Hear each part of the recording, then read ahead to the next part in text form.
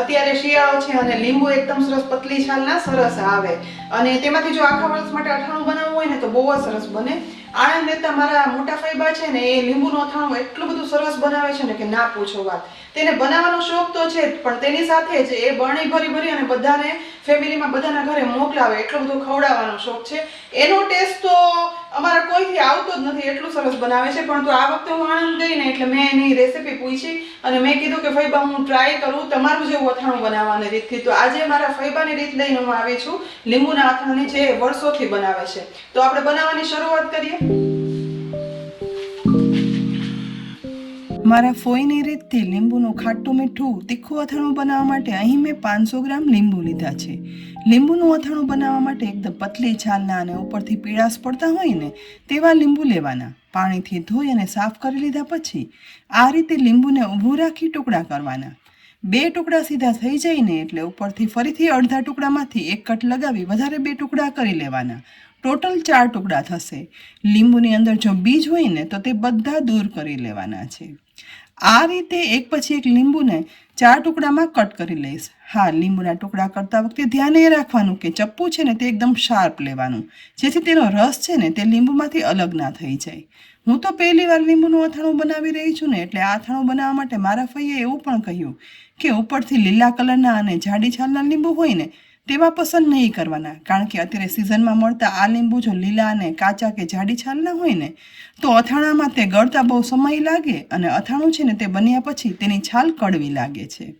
અહીં બધા લીંબુના એક સરખા ટુકડા કરી બીજ અલગ કરી લીધા પછી હવે આગળની પ્રોસિજર માટે અહીં મેં કાચનો બાઉલ લીધો છે. કાચનો અથવા સ્ટીલનો બાઉલ અહીં વાપરી શકાય. તેની અંદર આ બધા લીંબુના ટુકડા છે ને તે ઉમેરી દેવાના છે. સાથે સાથે તેમાં અડધી ટીસ્પૂન હળદર પાવડર ઉમેરી દઈશ અને 1 ટીસ્પૂન મીઠું ઉમેરી દીધું. વધારે અડધી ટીસ્પૂન એટલે કે ટોટલ 1.5 ટીસ્પૂન મીઠું ઉમેરવાનું. અને હવે આ રીતે ચમચી વડે લીંબુની અંદર હળદર મીઠું મિક્સ કરી દેવાના છે. આ પ્રક્રિયાને લીંબુ આથવા માટેની તૈયારી કહેવાય છે. બસ આ રીતે ધીમે ધીમે કરી અને 1 મિનિટમાં લીંબુમાં હળદર અને મીઠું મિક્સ થઈ જાય ને એટલે હવે એકદમ કોરી કાચની બરણી લેવાની. આ હળદર મીઠાવાળા લીંબુને કાચની બરણીમાં ઉમેરી દેવાના છે. અહીં ધ્યાન એ પણ રાખવાનું કે બરણી છે ને તે કાચની જ લેવાની. જો પ્લાસ્ટિકની બરણી હશે ને તો લીંબુ અથાવા સમયે તેમાં ફૂગ ચડી જશે. આ રીતે હળદર મીઠુંમાં લીંબુ રાખવાથી લીંબુ થોડા સમય પછી એકદમ ગળી જશે અને છાલ છે ને તે સાવ સોફ્ટ થઈ જવાની છે. બધા લીંબુ જારમાં ઉમેર્યા પછી ઢાંકણ ઢાંકી 12 થી 15 દિવસ એમ જ ડ્રાય જગ્યાએ રાખવાના અને દિવસમાં 1 થી 2 વાર આ રીતે બરણીને ચલાવી લેવાની, જેથી લીંબુ છે ને તે ઉપર નીચે થઈ જાય અને અથાઈ જશે. અહીં હવે 12 થી 15 દિવસ પછી આ લીંબુ અથાઈ ગયા છે અને જોઈ શકાય છે કે આખી ભરાયેલી બરણી છે ને તે લગભગ અડધાથી પણ સહેજ વધારે થઈ ગઈ છે અને લીંબુનો કલર સહેજ એવો ડાર્ક થઈ ગયો છે. તો આ લીંબુ બરાબર અથાયા છે કે નહીં તે જોવા માટે તો સૌથી પહેલાં એક કાચનો બાઉલ લઈ તેમાં બરણીમાં રાખેલા લીંબુ છે ને તે બધા કાઢી લેવાના છે. લીંબુનું અથાણું બનાવવા માટે જોઈએ તેવા લીંબુ સોફ્ટ થઈ ગયા છે તે આપણે ચેક કરવા માટે લીંબુની સ્લાઇસ લઈ પ્રેસ કરતા નખથી આ લીંબુની છાલ છે ને તે ઇઝીલી કટ થઈ જાય છે. બસ આવા લીંબુ સોફ્ટ થઈ જાય ને તો અથાણા માટે લીંબુ પરફેક્ટ તૈયાર થયા છે. પરંતુ જો આ સમયે આ છાલના ટુકડા ન થાય અથવા છાલ કડક લાગે ને તો વધુ 2 થી 3 દિવસ લીંબુને એમ જ આથવા માટે રાખી દેવાના.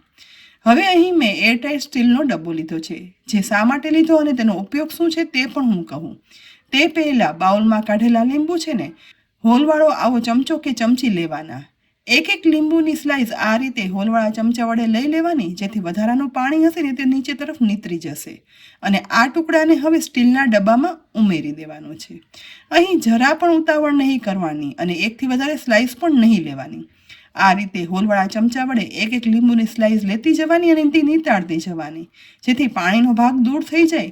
પ્રોસેસ થોડી લાંબી અને કંટાળાજનક લાગે છે, પરંતુ આખું વરસ અથાણું સાચવવું હોય ને તો અથાણા બનાવવાના નિયમનું પાલન કરવું જ પડે. અહીં એક પછી એક બધા લીંબુની સ્લાઇસને નીતારી અને સ્ટીલના ડબ્બામાં લઈ લીધા છે. હવે આ ડબ્બાનું એકદમ ટાઈટ ઢાંકણ ઢાંકી દેવાનું, જેથી લીંબુ બફાવા સમયે તેની અંદર જરા પણ પાણી ના જાય.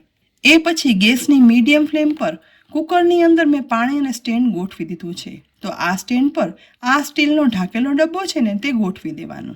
એ પછી કુકરનું ઢાંકણ ઢાંકી દઈ સીટી લગાવી અને ટોટલ 6 સીટી છે ને તે મીડિયમ ફ્લેમ પર કરવાની છે, જેથી લીંબુ છે ને તે એકદમ સરસ સોફ્ટ થઈ જશે.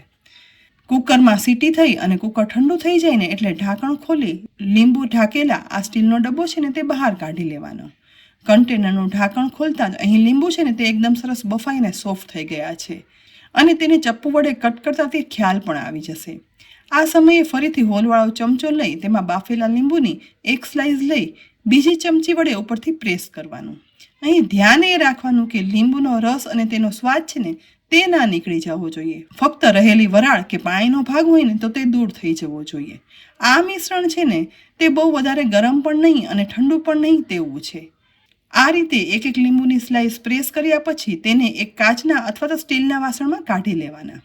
ફરીથી આ પ્રોસિજર કરવામાં જરા પણ ઉતાવળ ના કરતા ધ્યાન એ જ રાખવાનું કે વરાળનું પાણી કે વરાળ છે ને કે પાણીનો ભાગ છે ને તે ક્યાંય અંદર ના રહી જવો જોઈએ, જેથી આ લીંબુનું ખાટું મીઠું અથાણું છે ને તે લાંબો સમય સારું રહે.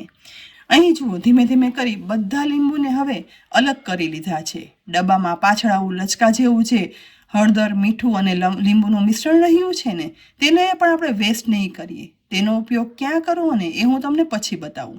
તે પહેલાં આપણે પ્રેસ કરેલા બાફેલા લીંબુ છે ને તેની અંદર મસાલો કરવા માટે અહીં મેં મેથીયો મસાલો લીધો છે, જે રેડીમેડ માર્કેટમાં મળે છે. અને જો માર્કેટમાંથી ના લેવો હોય ને તો મેથીયો મસાલો બનાવવાની રીત પણ મેં બતાવી જ છે. તેની લિંક પણ હું ડિસ્ક્રિપ્શન બોક્સમાં આપી દઈશ. 2 ટેબલસ્પૂન જેટલો મેથીયો મસાલો છે ને તે બાફેલા લીંબુની અંદર ઉમેરી દેવાનો. જો આ લીંબુનું અથાણું તમારે વ્રતમાં કે ઉપવાસમાં ઉપયોગમાં લેવું હોય ને તો મેથીયો મસાલો નહીં ઉમેરવાનો. છતાં પણ લીંબુનું અથાણું સરસ જ બનશે. સાથે સાથે લાલ મરચું પાવડર છે ને તે 1.5 ટેબલસ્પૂન જેટલું ઉમેરીશ. અહીં મેં 500 ગ્રામ લીંબુ લીધા હતા ને તો તેની સામે 500 ગ્રામ ખાંડનો પાવડર ઉમેરવાનો છે. તો પહેલાં અડધો ખાંડનો પાવડર ઉમેરી બધું ચમચા વડે ચલાવી એકદમ સરસ મિક્સ કરવાનું છે, કારણ કે મિશ્રણ છે ને તે સહેજ એવું ગરમ છે તો મિક્સ કરતાં ખાંડ છે ને તે એકદમ સરસ ઓગળવા લાગશે. એ પછી ચાસણી બનાવવાની શરૂઆત થઈ જશે. ધીમે ધીમે મિક્સ કરતાં એકદમ સરસ લચકા જેવું મિશ્રણ બની અને તૈયાર થઈ ગયું છે. તો આ સમયે 1 ટીસ્પૂન લાલ મરચું પાવડર વધારે ઉમેરીશ, કારણ કે મને થોડું એવું ઓછું લાગતું હતું. સાથે બાકી રહેલો ખાંડનો પાવડર હતો ને તે બધો ઉમેરી દેવાનો. ફરીથી બધું ચમચા વડે મિક્સ કરી લેવાનું છે અને ચમચા વડે જ આ રીતે 4 થી 5 મિનિટ ચલાવતા જઈને મિક્સ કરવાનું, જેથી ખાંડ છે ને તે સંપૂર્ણ ઓગળી જાય ને અને લીંબુમાં મિક્સ થઈ જવી જોઈએ. આ રીતે 5 મિનિટ ચલાવતા અહીં જુઓ લચકા જેવું મિશ્રણ બની તૈયાર થઈ ગયું છે. અને અથાણામાં ખાંડની ચાસણી બનાવવા માટે હવે આ બનેલા અથાણાને 2 થી 3 દિવસ માટે ઢાંકણ ઢાંકી અને એમ જ રાખી દેવાનું છે, જેથી ઓટોમેટિક ઘાટી થઈ ચાસણી થઈ અને અથાણું વરસભર સાચવી શકાય ને તેવું બની અને તૈયાર થશે. એ દરમિયાન હું તમને એ પણ બતાવું, આપણે બાફેલા લીંબુનો જે રસ વધ્યો હતો ને તેનું આપણે શું કરશું. એક મોટી કઢાઈમાં આ લીંબુનું મિશ્રણ જે હળદર મીઠું વાળું છે ને તે ઉમેરી દેવાનું. તેમાં થોડું એવું પાણી પણ ઉમેરશું. પહેલાંના સમયમાં પિત્તળ કે કોપરના વાસણ સાફ કરવા માટે આખું વર્ષ ચાલે ને એટલા માટે હળદર મીઠુંમાં લીંબુ નાખી અથાતા અને તે પછી તે ઘસી વાસણ ચકચકિત બનાવાતા. તો આજે આપણે આ બનેલું મિશ્રણ છે ને તેમાં ઘરમાં રહેલા કોપર અને બ્રાસના વાસણ હું ઉમેરી દઈશ અને થોડું એવું વધારે પાણી ઉમેરી અડધી કલાક એમ રાખી અને પછી ઘસી અને સાફ કરી દઈશ. નહીં માનો વાસણ એકદમ ચકચકિત થઈ જાય છે. હવે લીંબુના અથાણા માટે બીજી સાઈડ 2 દિવસ પછી રાખેલા લીંબુના અથાણાનું ઢાંકણ ખોલતા અહીં એકદમ સરસ લાલ ચટક અથાણું બની અને તૈયાર થયું છે. લીંબુ પણ વધારે ગળી અને રસો એકદમ સરસ થઈ ગયો છે. આ અથાણું પરફેક્ટ બન્યું છે કે નહીં તે ચેક કરવા માટે ચમચામાં થોડો એવો લીંબુનો અથાણાનો રસો લઈ આ રીતે આંગળી અને અંગૂઠા વચ્ચે ચેક કરતા અહીં જુઓ 1 તારની ચાસણી બનશે. બસ આ રીતે રસામાં 1 તારની ચાસણી બને ને અને જે ઓટોમેટિક બની ગઈ છે તો આ લીંબુનું ખાટું મીઠું અથાણું છે ને તે વરસથી પણ વધારે એકદમ સરસ સારું રહેશે. અહીં અથાણું એકદમ પરફેક્ટ બની અને તૈયાર થઈ ગયું છે. હવે આ અથાણાને વર્ષભર સાચવવા માટે મેં અહીં કાચનો કન્ટેનર એટલે કે બરણી લીધી છે, જે પાણીથી ધોઈ સાફ કરી તડકે તપાવી લીધી હતી. એ પછી આ બનેલું અથાણું છે ને તે ધીરે ધીરે રહી અને આ કન્ટેનરમાં ઉમેરી દેવાનું છે. આજે મેં આખા અથાણાની રીત પહેલાં કહ્યું ને તેમ મારા ફઈએ મને સમજાવી હતી ને તે જ રીતે કરી અને બતાવી છે અને એ જ ટેસ્ટનું અથાણું બની અને તૈયાર થયું છે. તો અત્યારે લીંબુની સિઝન છે ને તો આ લીંબુનું ખાટું મીઠું અથાણું આ જ રીતથી બનાવીને તમે રાખી દેશો ને તો નોર્મલ રૂમ ટેમ્પરેચર પર એરટાઇટ કન્ટેનરમાં આખા વર્ષથી પણ વધારે સારું રહે છે. પછી ગમે ત્યારે ચટપટું લીંબુનું અથાણું ખાવાનું મન થાય ને ત્યારે તેનો ઉપયોગ કરી શકાય છે. તો તમને આ રીત કેવી લાગી? ચોક્કસથી આ રીતે ખાટું મીઠું ચટપટું અથાણું બનાવજો અને પછી કહેજો. રીત ખરેખર ઉપયોગી લાગી હોય ને તો આ વિડીયોને લાઇક કરી અને શેર કરજો. સાથે જ અમારી યુટ્યુબ ચેનલ સબસ્ક્રાઈબ કરી અમારા ફેસબુક પેજને લાઇક કરી અને ફોલો કરી લેજો, જેથી આવા અનેક રેસીપીના ઉપયોગી વિડીયોના અપડેટ્સ તમને તુરંત જ પડે. આવતીકાલે ફરી મળશું નવી રેસીપી સાથે. ત્યાં સુધી આવજો.